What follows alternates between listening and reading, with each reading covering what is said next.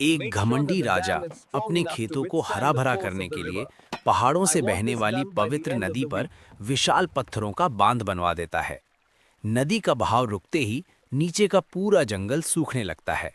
नदी में रहने वाले कछुए, मछलियां और मेंढक तड़पने लगते हैं। उसी जंगल में अपनी माँ के साथ रहने वाला एक छोटा सा बछड़ा रोज नदी के किनारे खेला करता था।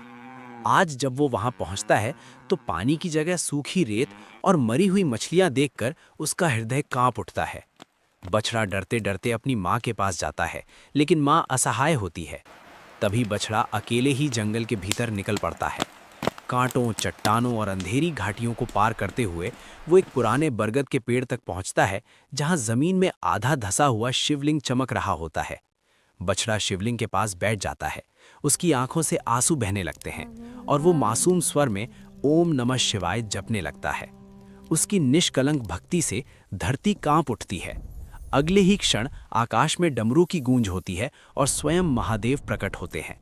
बछड़ा रोते हुए सारी बात महादेव को बता देता है। महादेव की आंखों में करुणा भर आती है। वे क्रोधित होकर पहाड़ की ओर देखते हैं और अपने त्रिशूल से बांध को तोड़ देते हैं।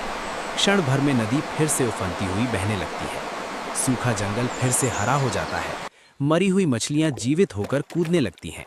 राजा अपनी भूल समझकर सिर झुका लेता है, लेकिन अफसोस, इतनी बड़ी भक्ति और महादेव के इस चमत्कार